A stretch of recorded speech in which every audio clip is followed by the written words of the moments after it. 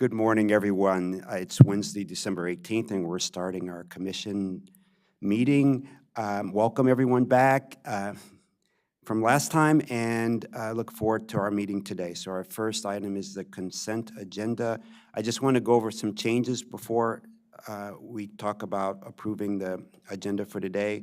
Under consent agenda, we will move 1B, proposed changes to MSRR Chapter 1400 provision on personnel leave down to item 5. It'll be item 5C under action and presentation items.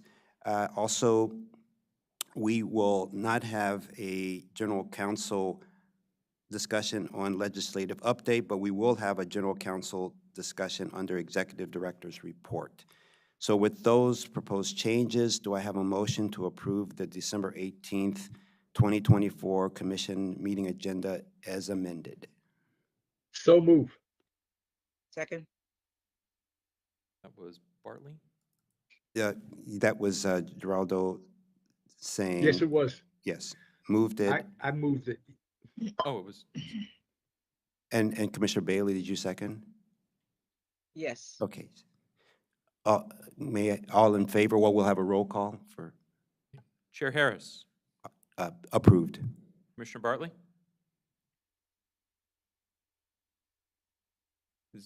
You're on mute, Commissioner.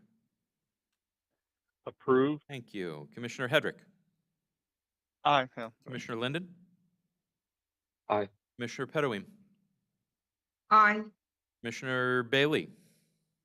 Aye, but aye. Commissioner Dorner? Did I? Commissioner Geraldo?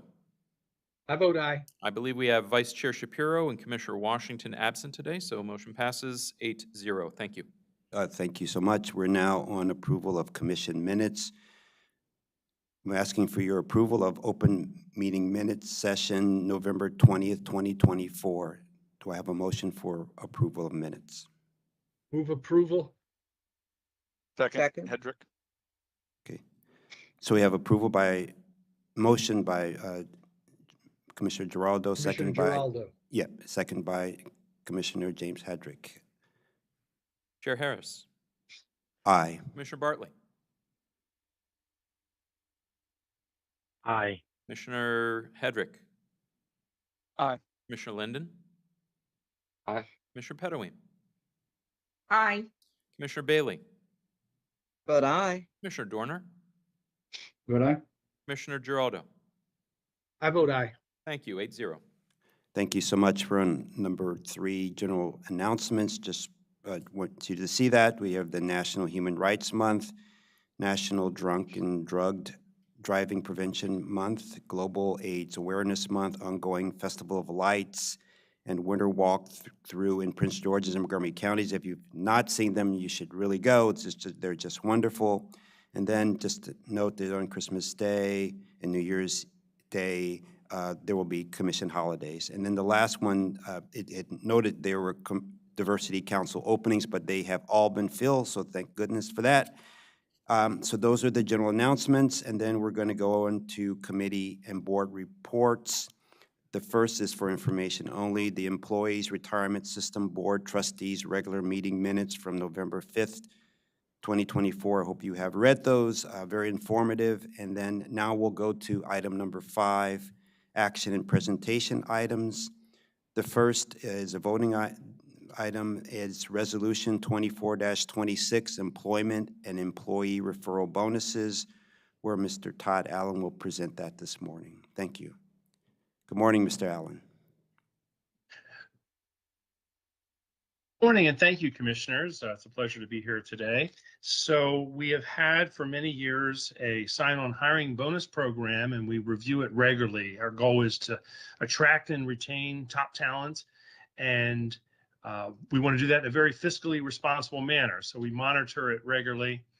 And so this program, we recommend, I worked with all department heads, and we had a unanimous recommendation from all department heads to put forward some modifications. In summary, I'll pull up my slides, might be helpful to see. Okay. Can you see this slide regarding the current program? I'll walk through that real quick. Is that shown up yet? Yes. Okay, thank you. So the current program is up to $10,000. And so I'll show you in a minute that we're seeking to lower the maximum amount from 10,000 to 7,500 with one exception, and that's police. Police are still hard to fill. We reviewed other jurisdictions that are doing comparable, and in fact, sometimes in this region, there's higher sign-on bonuses for police. So we were not wanting to change anything for police, but we were modifying this current 5-band that ranges from 3,000 to 10,000 to a lesser expensive but still valuable program that would have 3 bands capped at 7,500. So in summary, we're capping the maximum bonus for everybody but police at 7,500 as opposed to the prior 10,000, and we're modifying the annual salary ranges also to reduce expenses. So we still have this valuable tool at our disposal, and department heads had reported that was important. And essentially, when we're closing a deal, sometimes this can help actually save base salary expense and also improve our vacancy rate. So if you get your top qualified candidate and you're trying to close the deal, this has been helpful. So I've spoken to all department heads. They wanted to retain the program. So my recommendation is to approve this resolution, and that we would come back to you prior to June 30 with a follow-up review. So we're recommending this for another 6 months, and then we can review it again late spring. I welcome any questions.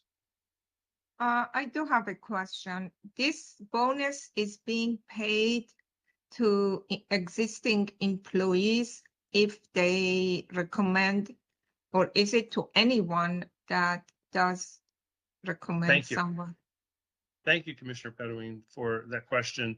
So this is for new hire employees.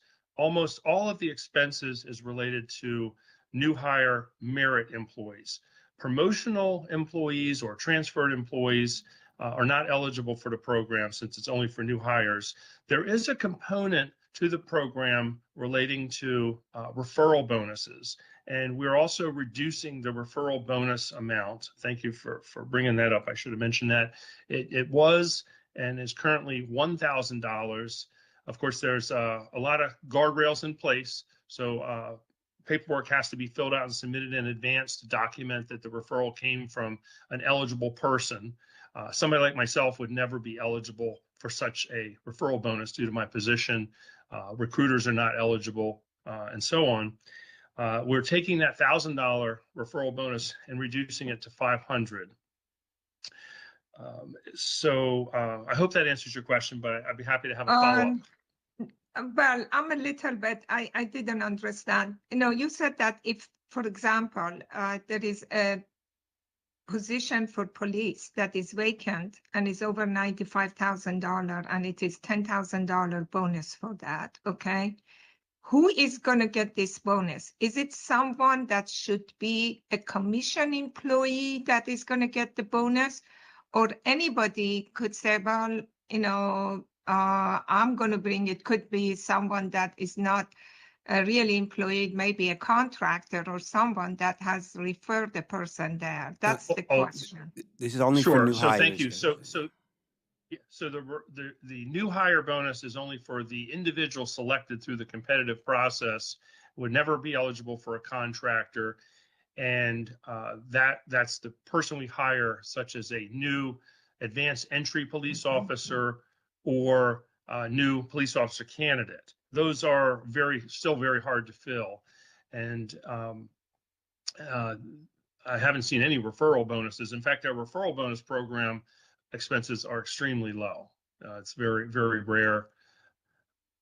Okay. So it's just new hire through the competitive process. Thank you. Yeah. So I see some hands up. I didn't catch who had Commissioner Hedrick. I think you had your hand up first. You're on mute. Sorry. Yeah, let me unmute myself there before I start asking the question. That'll make it a little bit easier. I think this is fine. I don't have any real issues about it, but I did want to ask if we're going to come back in 6 months with sort of that, can we get some information on sort of amount of bonuses, you know, by size, overall cost, that kind of like detail to be available? Because I understand it's a cost saving measure, but I don't have a real good sense of what the cost savings would be from this kind of lowering of the maximum cap. And I just wanted to get some idea of the numbers when y'all guys come back in 6 months. I'd appreciate that. Thank you, sir. Yes, we'd be happy to provide a full update with the numbers. We definitely expect the expenses to come down. One other point that's helpful to know is the program also has some guardrails in that it's a 2-year payout. So we don't just say you get $5,000 in your first, we just hired you. And we actually make people sign an MOU and recoup the money if they were to leave. So we consider that helpful for retention as well to attract. So one thing to be aware of then, and people we're hiring today would get half of the installment now, the other half after they've completed 1 year. Yeah. Which has been helpful. So there are But either way, clawback provisions and stuff. Yeah. Yes, sir. So I will definitely look forward to that analysis, presenting that back to everybody. Okay, great. Thank you. Great. All great questions. Commissioner Giraldo, you had your hand. Just a process question, Todd. So how does it work since the people have to apply online? How are they able to note that they were referred by somebody? If you know what I mean. So, right. So the referring person, which again is pretty rare, the referral bonus program is, again, it's going from $1,000 to $500. So very few people applied for that, particularly given there's a lot of guardrails, higher level management is never eligible, and so on. There's an application has to be filled out in advance and reviewed and documented prior to hire. So that's also good. Somebody can't just show up after the fact and say, oh, I told him to apply after he got hired. So it has to all be done. It's very controlled. That's why that is minimally used. Okay, thank you. Great. So all good questions, and then we'll make a note, Mr. Adams, that in 6 months we'll come back and we'll have Mr. Allen discuss, you know, what bonuses have been given, who generally has been given, just in general, and how successful the process has been. So thank you so much. And so if I have no other questions or comments, do I have a motion for approval of Resolution 24-26, Employment and Employee Referral Bonuses? So move. Second. Okay, Mr. Giraldo moved, second by Commissioner Hedrick. Do I, all in favor? Well, why don't we just have a roll call, please? Chair Harris. Aye. Commissioner Bartley. Aye. Commissioner Hedrick. Aye. Commissioner Linden. Aye. Commissioner Pettaway. Aye. Commissioner Bailey. Vote aye. Commissioner Dorner. Vote aye. Commissioner Giraldo. I vote aye. 8-0. Motion passes. Thank you. Thank you so much. We're going to go to our next item, 5B, Resolution 24-27, approval of the fiscal year 26 Commission Operating and Capital Budget. And Ms. Charles is here this morning to present this. Welcome, Ms. Charles. Good morning. Again, I'm before you to ask for your approval of the FY26 proposed budget that contains the resource requirements to maintain Commission's operations in both counties.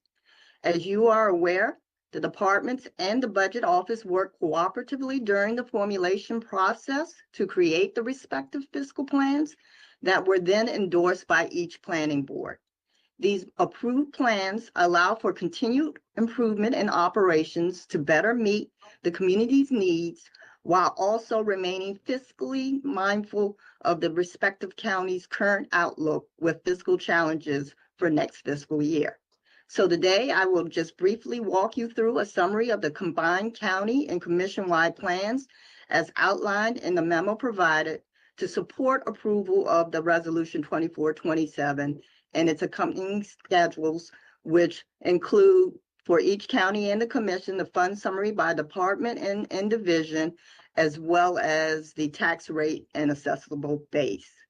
As noted on page 1 and really shown on page 2, it is, when looking at it, excluding reserves, capital projects, and internal service funds, the proposed operating budget totals $724.1 million, which is about $3.5 million less than the FY25 adjusted adopted. And as you will likely recall, that simply reflects, the negative simply reflects the removal of the FY25 transfer for the Largo headquarters building, which was $30 million. So when you exclude that, truly the year-over-year comparison becomes what you would expect, an increase of 3.8% or an additional $26.5 million.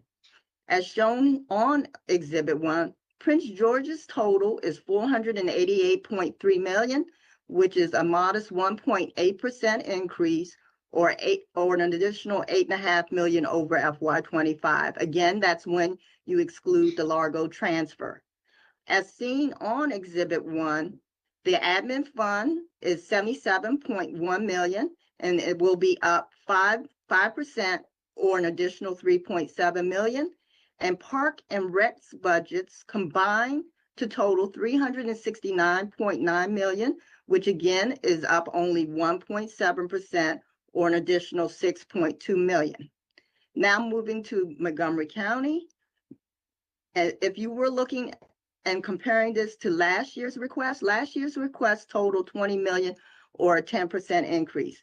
As shown here on Exhibit 1, Montgomery's total is $235.9 million and is up 8.3% or an additional $18 million. As shown here on the exhibit, the admin fund accounts for $48.9 million and is up with a 10% increase or an additional $4.5 million. And the park fund is coming in at $150.9 million with a 7% increase or $10 million. Now, moving to the next page of the memo. On page 3 of the memo, you see a chart that visualizes what should be seen as good news, that our largest revenue stream, property tax, continues to be stable with solid growth in both counties' assessable base based on the latest SDAT data. As a result of the projected assessable base growth, the projected revenue yield for Prince George's, with no change in the current tax rate, will fully cover the proposed expenditures in the administration fund. And both the park fund and rec fund will require less use of reserves to support the proposed operations. In fact, the park fund year-over-year comparison in terms of having to use reserves to support operations is down almost $11 million to $14.9 million. And in the rec fund, it is down by $5.2 million and is expected to make use of $23.2 million. Looking at Montgomery County, the projected revenue yield with no change in the current tax rate can fully cover the proposed expenditures in the administration fund and meet the 3% reserve requirement. However, the park fund tax rate will need to be increased to support the proposed operations and be able to meet the 3% reserve. The proposed tax rate is proposed to be set for real at 6.20 cents and personal at 15.50 cents, which is up respectively 0.18 and 0.45. Now turning to page 4 of your memo, Exhibit 3 provides a snapshot of the FY26 budgeted costs for personnel, which includes both benefits and compensation changes. And as shown here, our OPEB cost is decreasing by 4% to $21.7 million. Both pension and health are increasing respectively by $3.7 million and $2.6 million.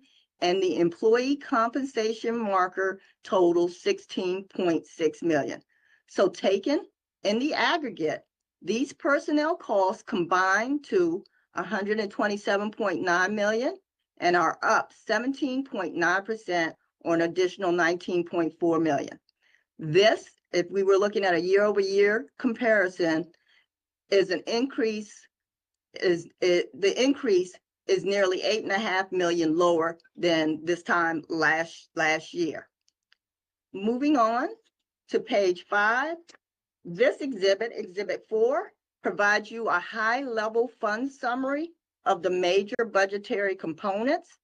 And as you can see here for Prince George's, the administration fund increase reflects intentional investment in planning operations to augment resources for their planning studies. And the rec fund also reflects more investment in capital to address critical infrastructure needs while also maintaining the highest level of customer care for service delivery. Further narrative has been included in the memo detailing what would be budgetary highlights. But I would want to call out for your consideration the fact that there is a request for new personnel. Park and Rec have requested 8 new positions, Planning 20 new positions, and CAS 2 new by-county positions. Similarly, as seen here for Montgomery, both the admin fund and the park fund reflect focused investment in operations that again is further detailed on pages 7 through 9. But I will point out the fact that included within that is 11 new positions for park and 3 for planning. Now moving on to pages 9 and 10. 9 and 10 provide you a summary of the internal service funds and the commission-wide funds. And very quickly, risk management for FY26 budget will be 9.5 million, which is just a 0.2% increase over the current year. Capital equipment is 3.9 million, and again, a very modest increase of 1.7%. The CIO fund is up 7.9, I'm sorry, it will be 7.9 million, and that's up 9.7%. The commission-wide IT initiative is budgeted at 742,987, unchanged from the current year. Group insurance, the expenditure budget is 87.5 million, and that's an increase of 2.9% over the current year. The executive office buildings proposed budget is just shy of 1.7. And again, it is a very modest increase over the current year, just 0.5%. Similarly, the Wheaton headquarters building is budgeted at 2.95 million for FY26. And again, its increase is just a 0.5% increase. And the Largo headquarters building's budget is proposed at 33.8 million. And then the last item for consideration is the proposed request to the respective counties for capital project funds. And Montgomery counties is almost 45.5 million. And Prince George's request for FY26 stands at 125.5 million. So, with your approval today, the Budget Office will prepare and submit by the designated timeframe in January the FY26 proposed budgets to each counties, which includes providing it to the county executive and the county council. And if these submissions were approved by those respective bodies as submitted, the Commission's FY26 total budget would be $1.07 billion. In concluding my report out, I would like to thank the department budget managers and their staff as well as the corporate budget staffers, Melinda and Sue, for getting us to this point. That concludes my presentation. Yeah, thank you so much, Ms. Charles. Before I ask the commissioners if any questions or comments, I just want to bring your attention that this is just a summary of what has been approved by each board on the Prince George's side, they went to their board recently, and on the Montgomery side, we went to our board for the CAS and the Montgomery County's budget. So this is a compilation that she's bringing together, that she has to put together before we can submit it on to our county's respective county council. So do I have any comments or questions from the commissioners? I see Commissioner Pedawam has her hand up. I have two questions. First question is regard to property assessable tax. I'm wondering that if you have a breakout, that how much of this increase is due to the new housing and how much of it is due to the higher assessment cost. But I do not know if that is a possibility to break out. It would be a good piece of information to see that if the economy in the county is getting better or if it is getting more difficult because it's just the assessable prices went up. That is more expensive housing for our community. The other question I had, I was a little bit, I understand this is a proposal. This is not approved. This is what we are proposing to go in front of the county executive and county council. I was a little bit surprised to see that just the cost of the personnel has gone up about 18%. It's just the proposal includes 18% increased cost for personnel. And you said this is less than last year, so it is customary. Our personnel cost goes so high. I don't know if that is because we are asking for new employees, or is it because of the higher salary cost that we have? It's just a little bit strange that each year we just have 20% higher in personnel costs. So actually the biggest drivers with regard to what we've experienced in the last I think 2 budget years would be related to the benefit side of it. But we can definitely do a little do more of an analysis to kind of do a trend to show you what we have been experiencing. As you well know, one is more in our control than the other. Yeah, I know, yeah.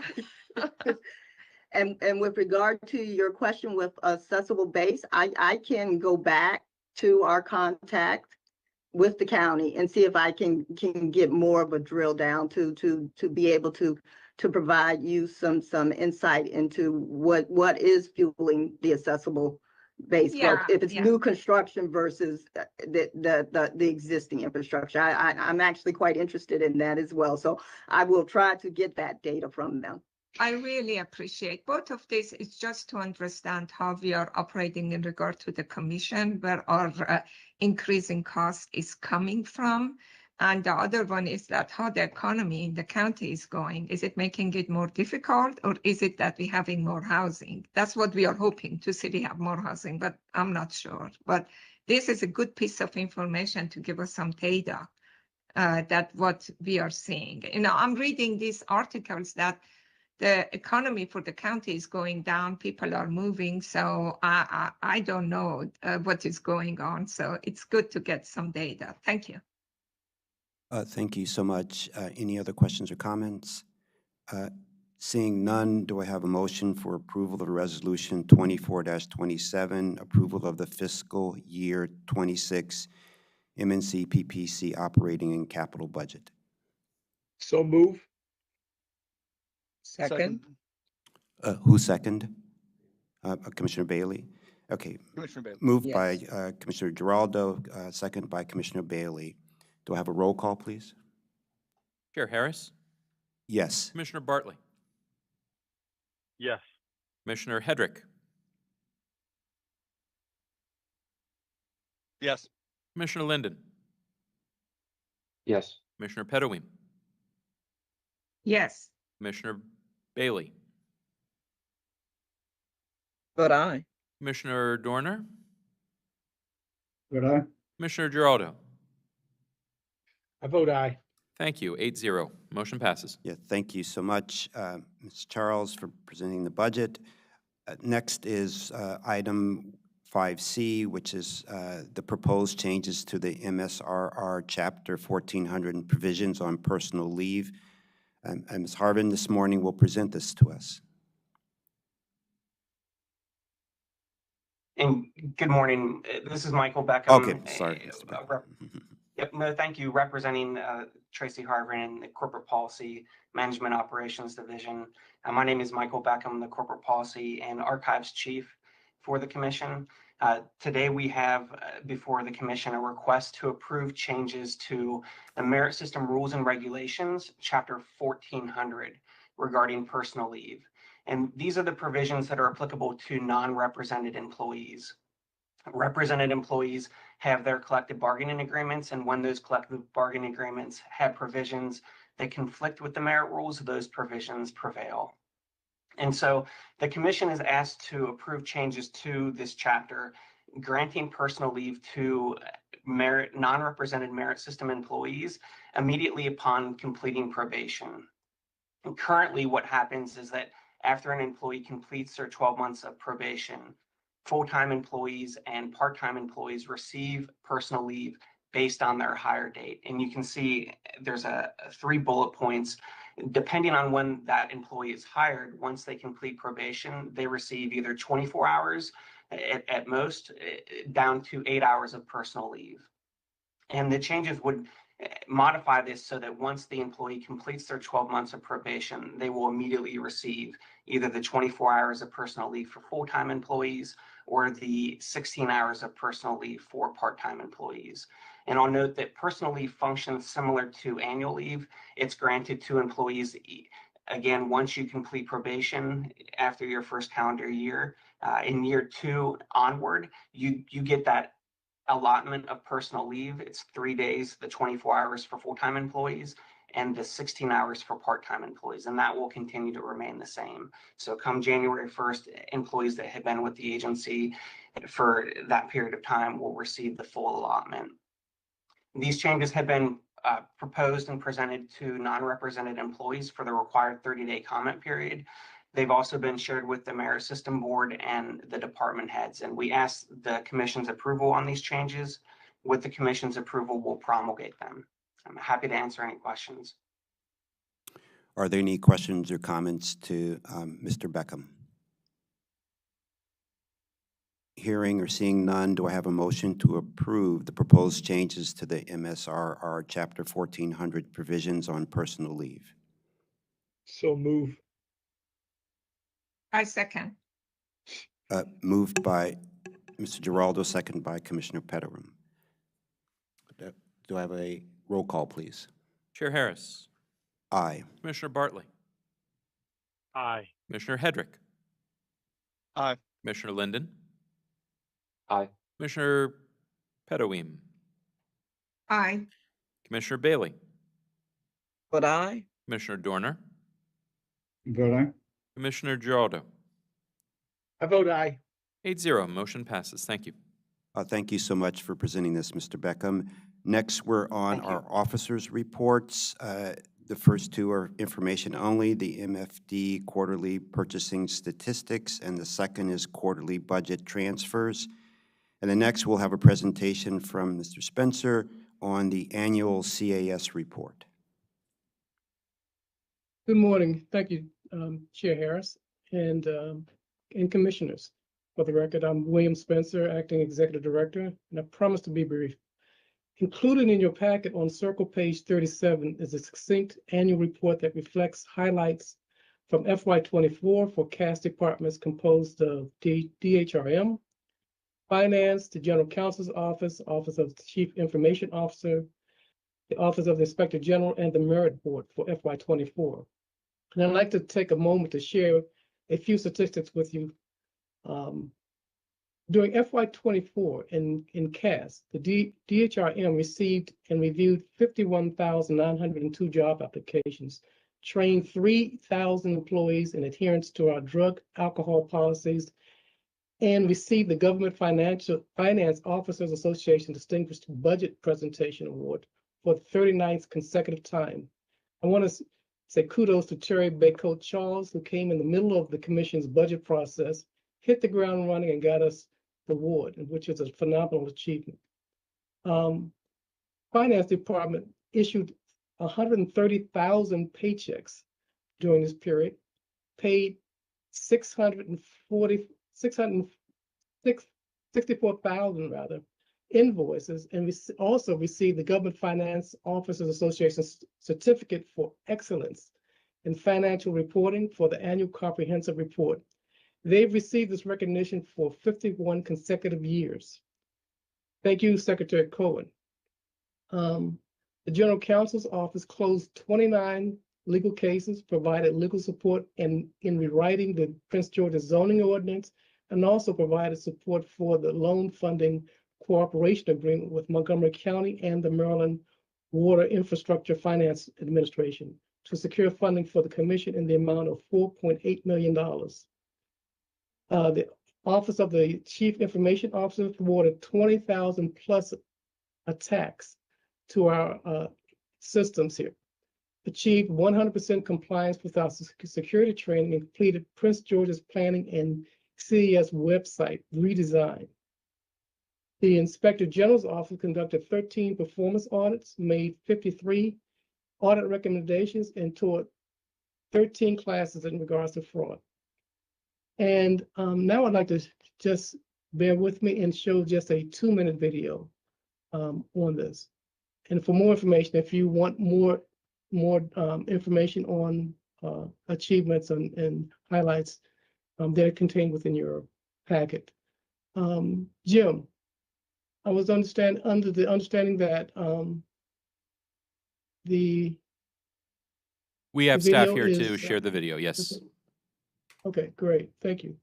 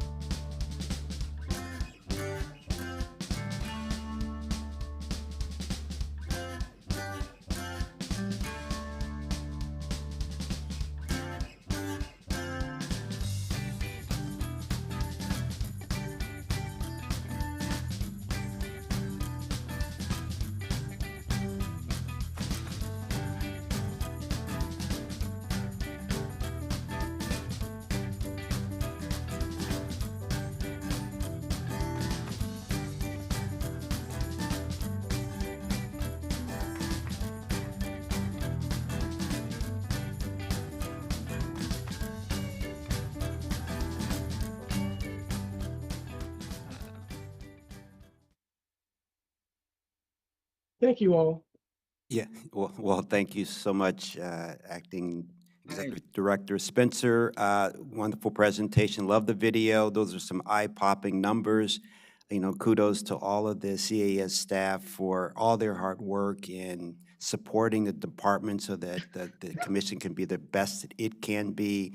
There were so many great accomplishments throughout the commission this year, so thank you to the CAS staff. Any other questions or comments from the other commissioners? I have a question. So given the possibility that a lot of federal workers may lose their jobs or may have to leave their jobs come January, what provisions is the commission making? Because I would imagine there'll be an onslaught of new applicants. Yeah, and we anticipate that although that the market is going to tighten up in terms of we will have this possibility of perhaps filling our positions and having more applicants for that. And so we are in the process really of creating a strategic plan and meeting with departments. I met with a couple and still have more to go. But we're right now looking at our outreach efforts as well as our retention policies and these bonuses that the hiring bonuses that we just adjusted this morning was part of that review, where we look at are we competitive, where are we not competitive, what jobs are hard to fill, and will we be able to attract and retain folks. And so we're still in the process of fine tuning, and Mr. Allen is leading the charge, and as well as the managers under him on that. But we hope we can obtain some great talent if that does happen. It's not, no one knows for sure what's going to happen at the federal level, but in that possibility, we'll be prepared to accept those applications and get through those. Okay. Thank you, Mr. Spencer. Any other comments? Just a quick comment. Just wanted to thank Mrs. Spencer. That I think the presentation, especially the tape, was well done and very informative. So thank you very much. Thank you, Commissioner Bailey. Yeah, thank you again. Yeah, very well done. So we're going to move on to our next items. There is no Secretary Treasurer's report today. In terms of the General Counsel, Ms. Borden has a report, but first that was included in your packet was the litigation report for information only, but Ms. Borden's here now she has a couple of comments here on some other things she wants to say. Thank you. And good morning, Ms. Borden. Thank you, Mr. Chair. Good morning. I just wanted to follow up on a question we had at the last meeting. We talked a little bit about, within the context of the bond sale, whether we should require conflict of interest disclosures of the people that we work with. And it just didn't occur to me at that point, but so there's of course the bond sale that, we can't control the market. We can't have, the people, buying our bonds actually requiring them to do conflict of interest disclosures, but we can do that for the people who work for us, for the people that we contract with, our consultants, our lawyers, et cetera. And it just didn't occur to me last time that we already do that. So in our professional services agreements, we have a provision that's entitled conflict of interest. And we require, whether they're lawyers or investment consultants, we require them to make disclosures. We require them to comply with either their professional rules of conduct or our conflict of interest provisions. So we already do that, and that is already a part of our standard contract with any vendor. So I hope that is helpful. I'm happy to answer any questions about that. Well, thank you for following up as we had requested. And I have no other items on the list for our commission meeting today, unless there's anything else any of the commissioners wants to bring up. Seeing or hearing none, I'm sorry, go ahead. One quick question. Yes, Yeah, please. I just want to thank Ms. Borden for following up on that. That's certainly helpful to know, and it's good to kind of cross all of our T's and dot our I's in the process.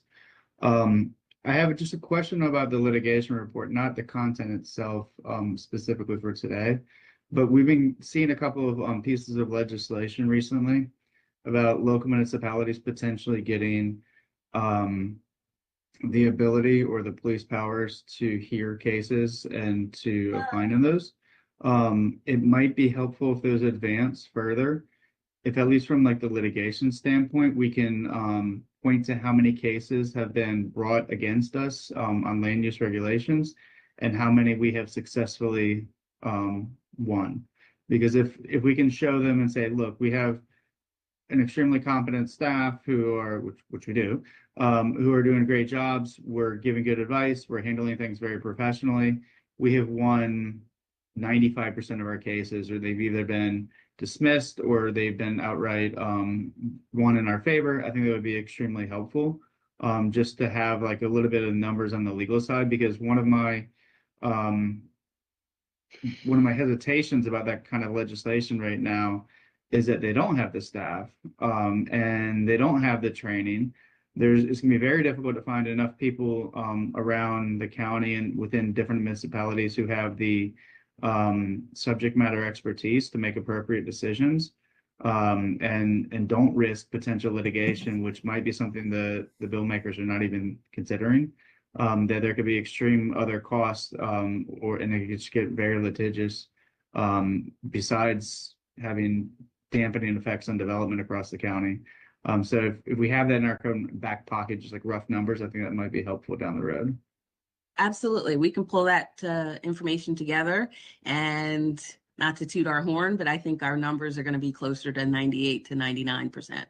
We Sweet. are very, very effective. That's great. So we will pull that together for you. And that's also kudos to the staff that we have that you let us borrow on the planning board side and stuff.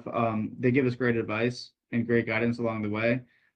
So I think that's talking points that we should have within there, that we're very tight in terms of our information and support that we get to our commission.